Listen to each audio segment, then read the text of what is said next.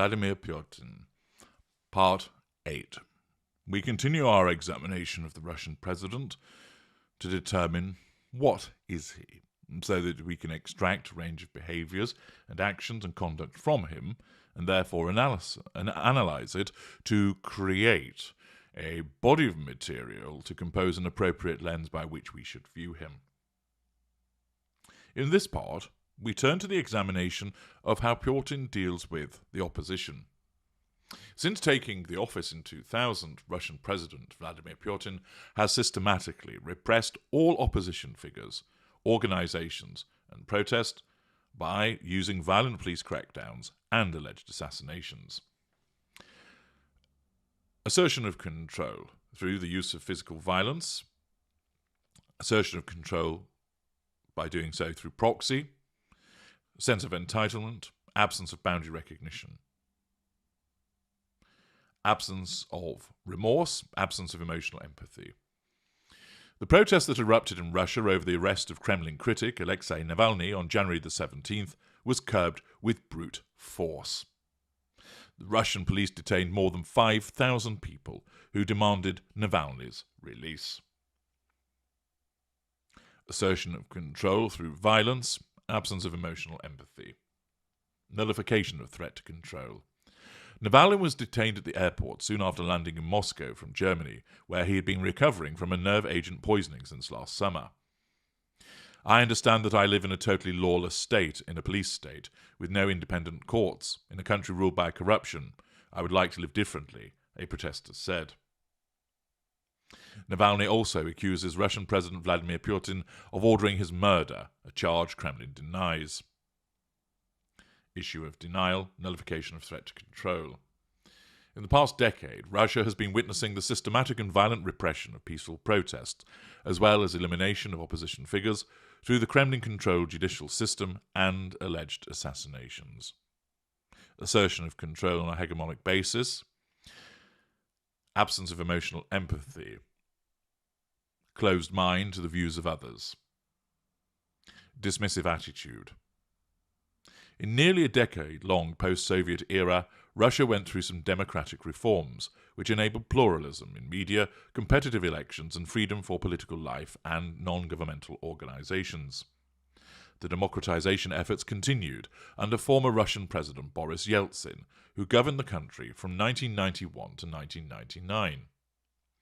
During this period, not only civil society democratized, but also competitive elections were secured for regional governors. With the arrival of some form of democracy, the country's politics diversified too, with new political actors and operators emerging along with the civil society and dozens of powerful oligarchs. In 2000, as Putin became Russia's president, political freedom started to wane at both national and regional levels. In the first step of the centralization of power, Putin brought three big television channels, RTR, ORT, and NTV, under his control. Control of the media, assertion of control, maintenance of the narrative, exclusion of potential threats to control, absence of emotional empathy. He also seized Boris Berezovsky's ORT and forced him to flee to London in 2000. One of the most effective oligarchs, Vladimir Kaczynski, the owner of NTV and a banking empire, tried to resist Putin's takeover of his media channel. However, he was accused of money laundering, false accusations, and was forced into exile. He lost not only NTV, but also Segodunya newspaper and Itogi, a news magazine. Asset appropriation. By 2021, the Kremlin controls all the major television networks. Assertion of control by holding the narrative. Putin created 7 super-regional districts, which are now controlled by the Kremlin. He appointed former generals and the KGB officials. The autonomy of regional governments was eroded by the new super-governors who took over all the federal agencies in their jurisdiction, which used to belong to regional governments in the Yeltsin era. Putin's political soldiers have threatened regional leaders into subjugation and undermined their power and autonomy in time. Putin removed elected governors and heads of regional legislatures from the seats in the upper house of Russian Parliament, the Federation Council, by appointing his loyal representatives to their positions. Absence of emotional empathy, assertion of control. dismissiveness, arrogance, rejection of due process, use of coterie. As a result, the regional elections for the executive offices have stopped since 2005. Putin also weakened some opposition parties such as Yabloko and the Communist Party of the Russian Federation, as well as some political parties. The Republican Party and the Popular Democratic Union were not allowed to register elections. Again, assertion of control. Since 2000, there have been numerous protests against Putin over anti-democratic political actions, economy and violation of political freedom. Nearly all these demonstrations faced violent police interventions and heavy court decisions. Again, the assertion of control through dictatorship and a totalitarian regime. The former world chess champion Garry Kasparov and leader of the Other Russia opposition party was arrested in Moscow in 2007 when police broke up a march of about 3,000 protesters and arrested hundreds of demonstrators. Kasparov has faced trials and served a 5-day sentence for organising an illegal opposition protest. I hope people around the world can see what happens to opposition activists in Russia. This regime is entering a dangerous phase of becoming a dictatorship, Kasparov said after being released. One of the biggest protests in near Russian history started in 2011 by motivations of fraudulent elections and corruption. The protests across the country were continued till 2013. As a result, more than 1,000 protesters were arrested, many opposition leaders repressed, and election results were not revised. Putin consolidated his power more by cracking down opposition figures in the mass protests. Boris Nemtsov, who served as deputy prime minister in the Yeltsin administration, was assassinated in February 2015 by being shot several times from behind while crossing a bridge in Moscow. He was murdered 2 days before a planned peaceful demonstration against Russian involvement in the Ukrainian civil war and the financial crisis in the country. Yevgeny Albats, the editor of New Times magazine, said he, Nemtsov, was afraid of being killed. And he was trying to convince himself and me they wouldn't touch him because he was a member of the Russian government, a vice premier, and they wouldn't want to create a precedent. Because, as he said, one time the power will change hands in Russia again, and those who serve Putin wouldn't want to create this precedent, she added. His assassination is added to the long list of murdered, high-profile Russian politicians, human rights activists, and journalists in the Putin era. Assertion of control, absence of emotional empathy, sense of entitlement, lack of boundary recognition, use of physical violence by proxy. For example, one of the most outspoken journalists, Anna Politkovskaya, was murdered in 2006 by becoming the 13th Russian journalist targeted in a contract-style murder in the first 6 years of Putin's presidency. Alexei Navalny also accuses Putin of ordering his murder, which the Kremlin denies. In March 2018, ex-spy Sergei Skripal and his daughter Yulia were found unconscious on a bench in the English city of Salisbury on March the 4th and were taken to a hospital, where for weeks they lay unconscious in critical condition. British authorities blame Russia for what they say was a military-grade Soviet-made nerve agent poisoning. Again, Russia denies responsibility for the attack.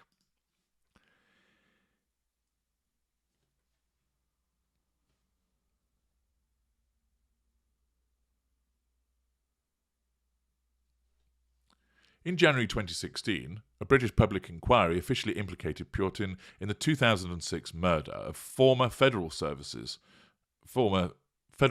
Service officer Alexander Litvinenko. Litvinenko, who had spoken out against Russian government ties to organised crime both before and after his defection to the United Kingdom, was poisoned with polonium-210 while drinking tea in a London hotel bar. Britain ordered the extradition of the 2 men accused of carrying out the assassination, but both denied involvement, and one, Andrei Lugovoy, has since been elected to the Duma and enjoyed parliamentary immunity from prosecution. Assertion of control through the application of physical violence, use of coterie members. Alexei Navalny, an opposition activist who had first achieved prominence as a leader of the 2011 protest movement, has been repeatedly imprisoned on what supporters characterised as politically motivated charge, assertion of control, altered reality, use of lies. Navalny finished second in the Moscow mayoral race in 2013, but his Progress Party was shut out of subsequent elections on procedural grounds. In the September 2016 legislative election, voter turnout was just 47.8%, the lowest after the collapse of the Soviet Union. Voter apathy was attributed to Putin's steady implementation of so-called managed democracy, assertion of control, a system where the basic structures and procedures of democracy were maintained, but the outcome of elections was largely predetermined. Putin's United Russia party claimed victory, but election observers documented numerous irregularities, including instances of ballot stuffing and repeat voting.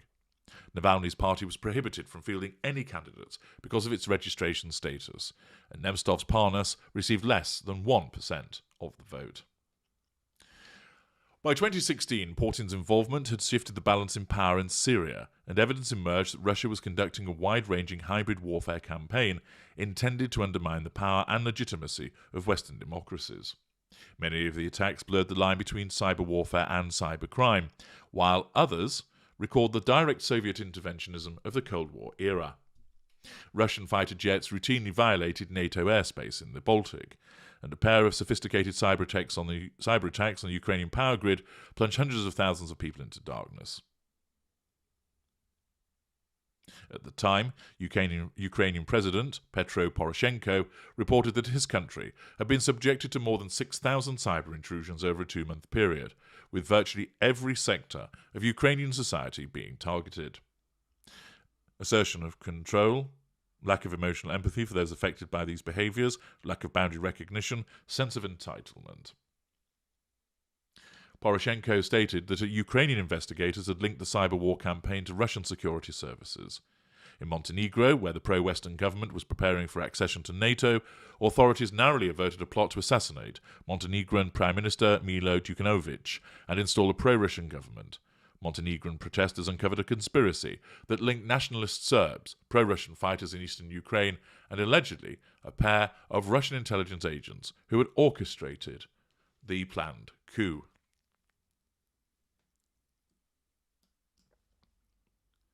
In the months prior to the 2016 US presidential election, a series of high-profile hacking attacks targeted the Democratic Party and its presidential nominee, Hillary Clinton. Computer security experts tied these attacks to Russian intelligence services, and in July 2016, thousands of private emails were published by WikiLeaks.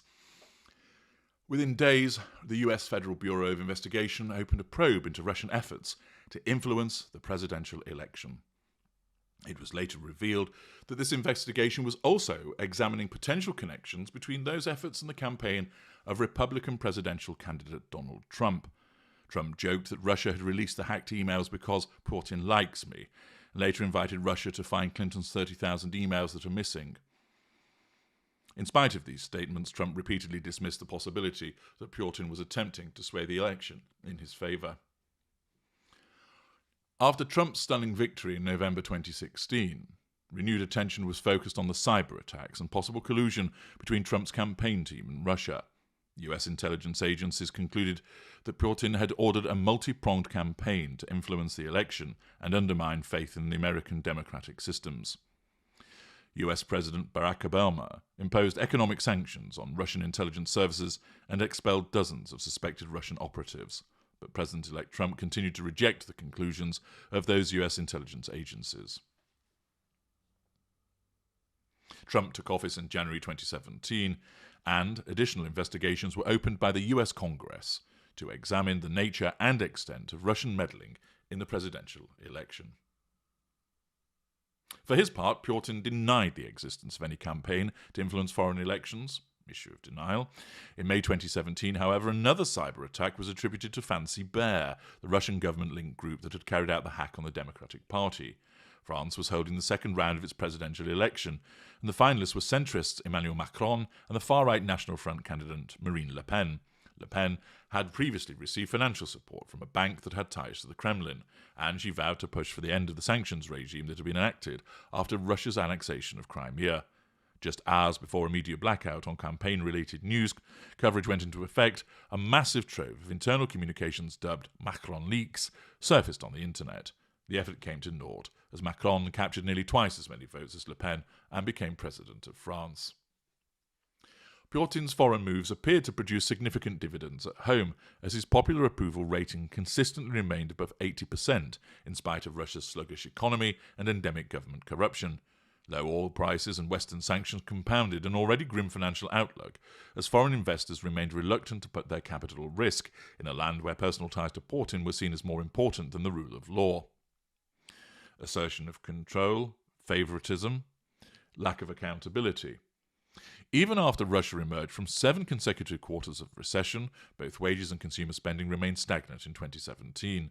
These and other domestic problems seem to do little to dent Putin's image. Among those expressing concern for such issues in opinion polls, blame was almost affixed to Putin's Prime Minister, Dmitry Medvedev. Blame shifting, concept of invincibility. After the March 2018 presidential election approached, it seemed all but certain that Putin would win a 4th presidential term by a wide margin. Navalny, the face of the opposition, was barred from running, and the communist candidate Pavel Grudinin faced incessant criticism from the state-run media. Smearing, assertion of control.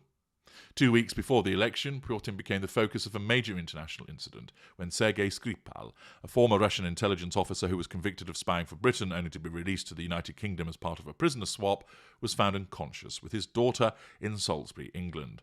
Investigators alleged that the pair had been exposed to a Novichok, a complex nerve agent developed by the Soviets. British officials accused Putin of having ordered the attack, and British Prime Minister Theresa May expelled nearly 24 Russian intelligence operatives who had been working in Britain under diplomatic cover.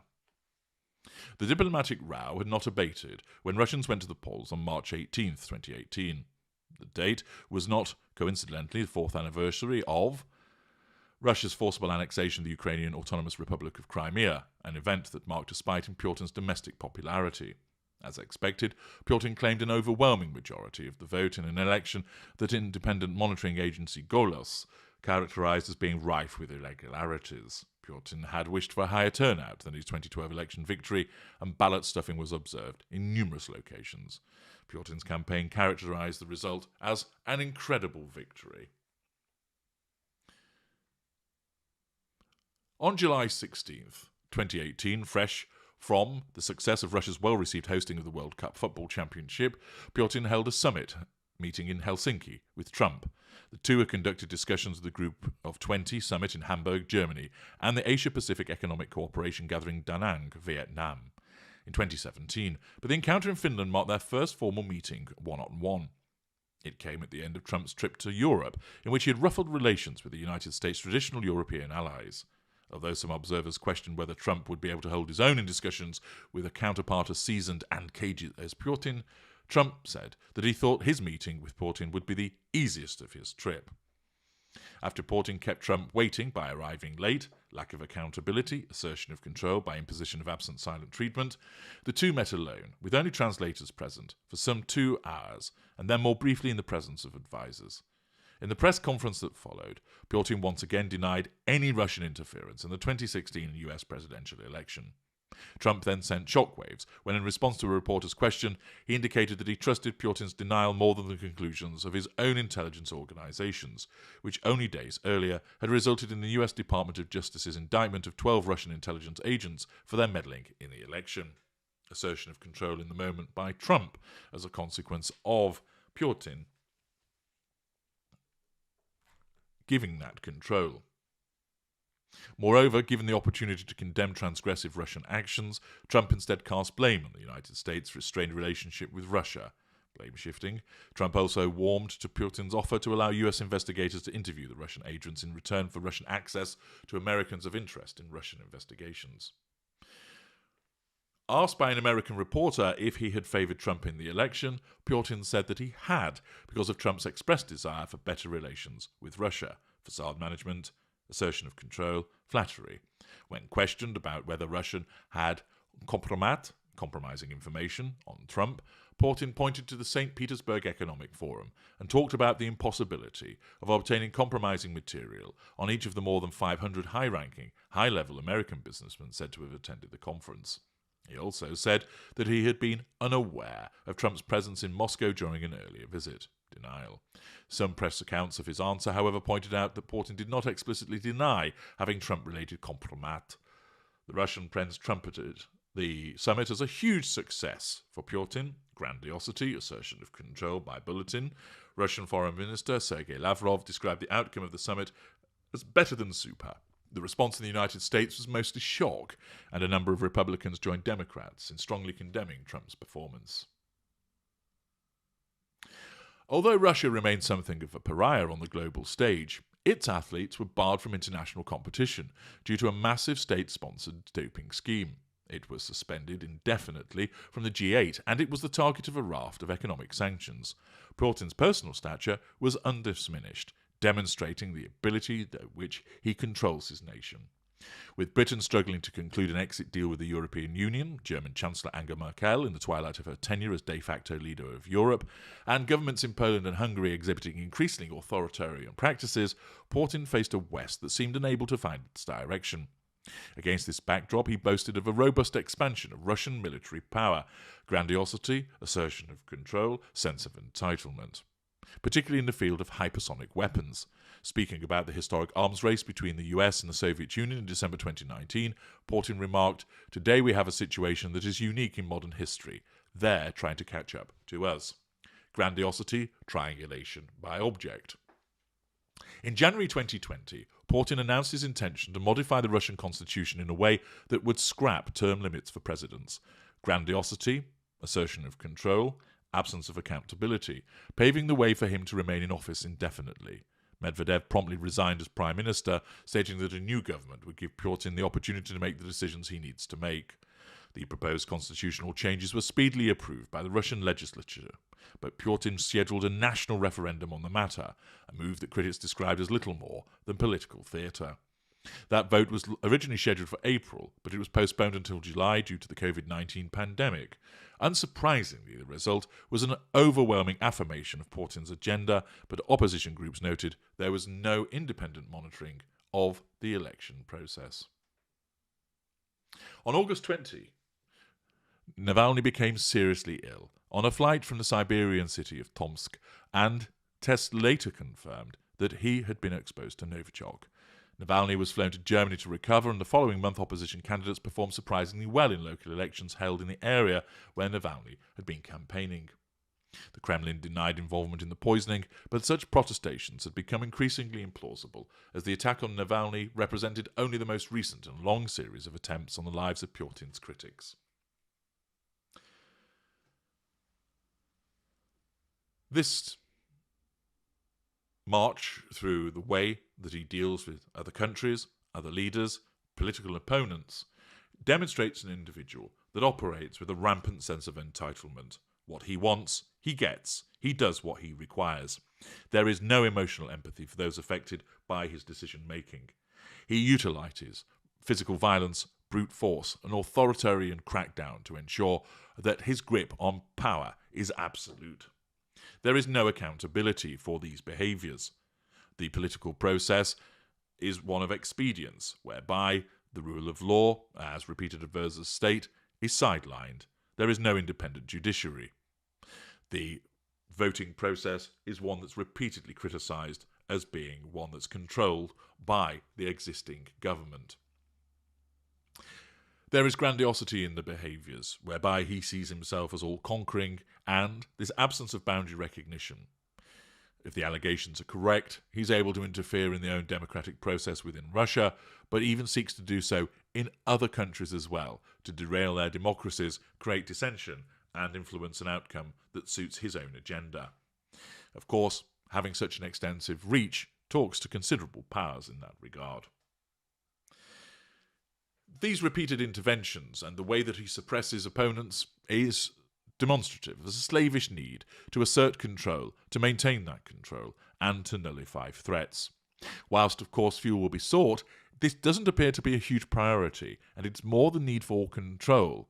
Indeed, what's also evidenced is this global approach shows such a large level of grandiosity, but also the fact that It suggests that he's prone to boredom, that he needs to seek out new challenges for the purposes of keeping himself entertained, and therefore it's almost as if as a child that becomes bored playing with one toy needs to go and then move on to the next, and then a next. Alleged interference in the US elections, the Montenegrin plot, the behaviour with regard to Chechnya, involvement in Syria, and now more recently the conduct with regard to Ukraine. That concludes part 8. In part 9, we're going to see further observations from a variety of people, which gives us a concluding flavour to the question of what is Vladimir Putin. Join me there.